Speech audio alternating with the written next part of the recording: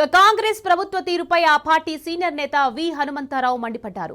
నగరంలో ఎక్కడికక్కడ బారికేడ్లు ఏర్పాటు చేయడంతో వాహనదారులు తీవ్ర ఇబ్బందులు పడుతున్నారని ఆగ్రహం వ్యక్తం చేశారు. LB stadium, Fateh Maidan club ఎదురుగా రోడ్లు మూసేయడాన్ని విహెచ్ తప్పుపట్టారు. ట్రాఫిక్ పోలీసులతో ఆయన వాగ్వాదానికి దిగారు. రోడ్డుపై బైఠాయించి నిరసన తెలిపారు. గతంలో ఎన్నడూ ప్రజలు ఇలా ఇబ్బందులు ఎదుర్కోలేదని అసహనం వ్యక్తం చేశారు. భారీగా ట్రాఫిక్ జామ్ కావడంతో ఆటోలో వెళ్లిన విహెచ్ ట్రాఫిక్ పోలీసులకు వార్నింగ్ ఇచ్చారు.